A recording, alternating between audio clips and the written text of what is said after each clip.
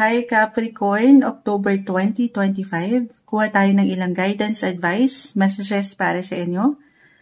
Anong kailangan yung marinig ngayon? Energy check. Kamusta kayo Capricorn? Anong aasahan nyo sa buwan ng October 2025, guidance para sa mga taong ito. Capricorn, message. Anong paparating? Anong ganap? Guidance po para sa mga Capricorn. Alam nyo, sinashuffle natin ito before and after.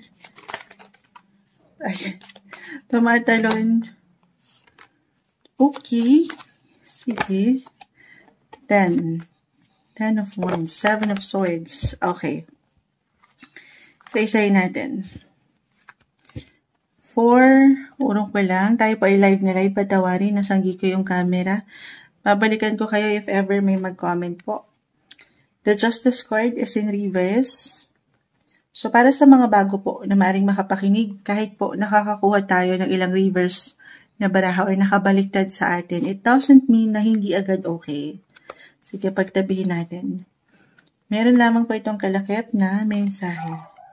King of Cups, 2 and 7 of Swords. Okay, so medyo marami pala sila. Hindi natin ito pipigilan.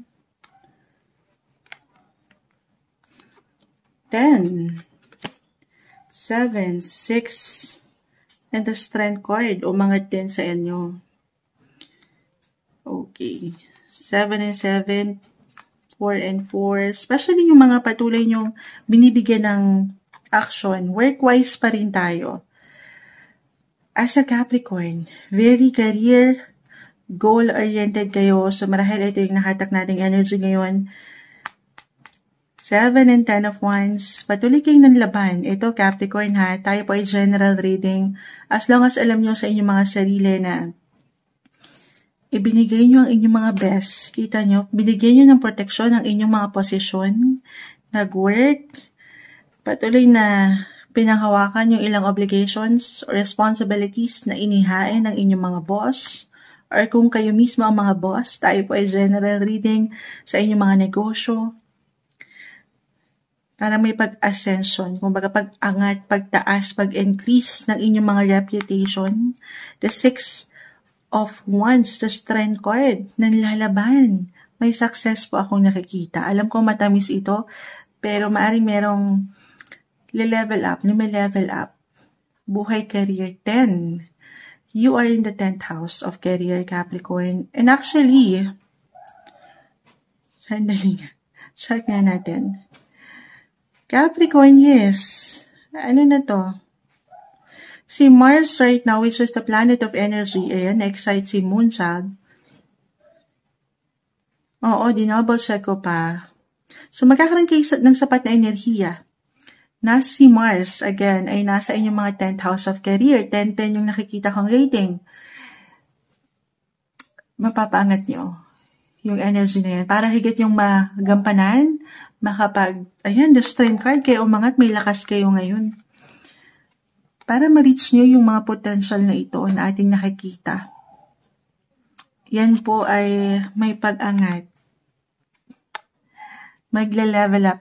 Your career will be on fire. On fire. Nakikita kayo, napupuna kayo, may pagtaas. Paulit-ulit mo siya. Iisa lang yung pinapangat ng cards.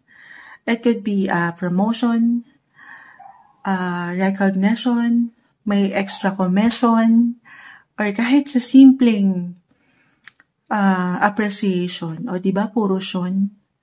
Matatanggap nyo. Justice card, nag-reverse yan. Marahil para paalalahanan kayo na malayo pa. Para sa ilan, bakit ganun yung energy? Pakiramdam nyo, wala kayong nagagawa. Malayo pa, pero malayo ka na rin. Okay? Marami ka nang na-achieve. Hindi mo pa man yan ma-realize. Kahit sa simpleng pakiramdam, as long as nandiyan yung pakikipaglaban mo, pakikibaka mo, yung diskarte. Hindi to po.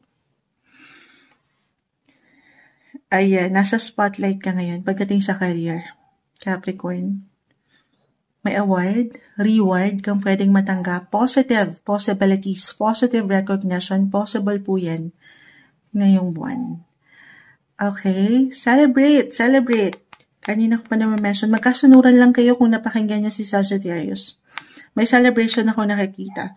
Pero regardless ha, celebrate your small wins, celebrate your success.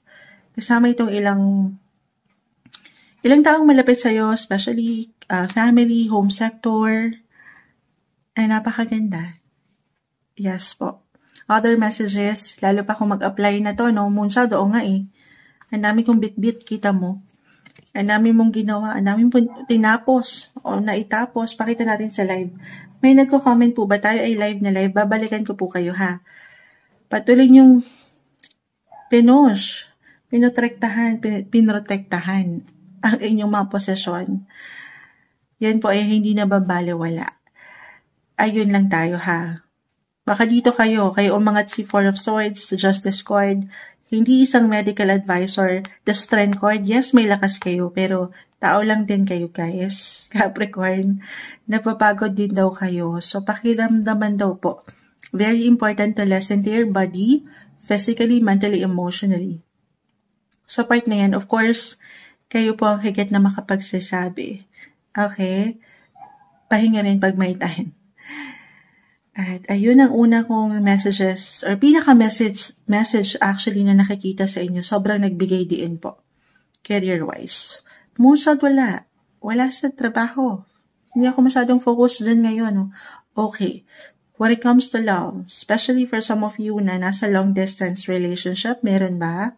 Or single, baka meron kayong makilala kung papaanghatin nyo ang diskarte dito. Diskarte. Kung magiging open kayo dyan, merong ma-reveal, meron akong secrets na nakikita kung hindi to pagprotekta sa posesyon ay sa relasyon. Again, general message tayo. Okay?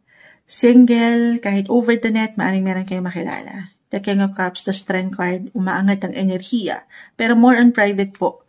Low-key lang. Tahimik lang na nakamasid or sa tahimik na paraan nyo ito makikilala. Why not? Pero kung nasa isang relasyon na kayo, na merong ilang challenge, ayan, may ilang imbalances, so pag-usapan po ito ha. Walang perfect relationship. Baka busy kayo masyado sa inyong kanya-kanyang buhay, trabaho, or ilang pina-priority in life. I see protection naman. Baka dito yung mag-apply. Connect, communicate, compromise, 7-7, mapag-uusapan, pagnilay-nilayan po. Kung meron mang tensyon sa relasyon, baka kailangan nyo lang munang magpalamig, ayan, magpahinga naman, or more time. May tension kasi. May tension, pero more time, baka di na kayo napagkikita, hindi na kayo nagkikita. So, may strength, may laban pa ha. Patuloy, marahil ito'y challenge sa inyong situation or kinakaharap nyo ngayon. If ever man. Pero I see healing. Yes po. Pero medyo bawas-bawasan nyo marahil yung ilang nakakapagpasobra. Dalawa lang naman yan, sobra or kulang sa situation. Balance is the key. Compromise, as I've mentioned, na hindi madali. Since wala namang perfect na pagsasama. Pero communicate lang din. Idaan sa mabuting usapan at inyong mga strategiya, yung pagiging creative niyo naman sa relationship. Masyadong seryoso yung aking nakikita, Capricorn. Paangatin yung energy ni Leo. Leo is about having fun, enjoyment, deserve niya yan. Sa relasyon man, pagdating sa trabaho, ha? Hinga nang makapagpahinga sa mga isipin. Deserve nyo yan. Meron kayong isi-celebrate. Claim na ba natin yan? Yes naman. October 2025 para sa inyo, Capricorn.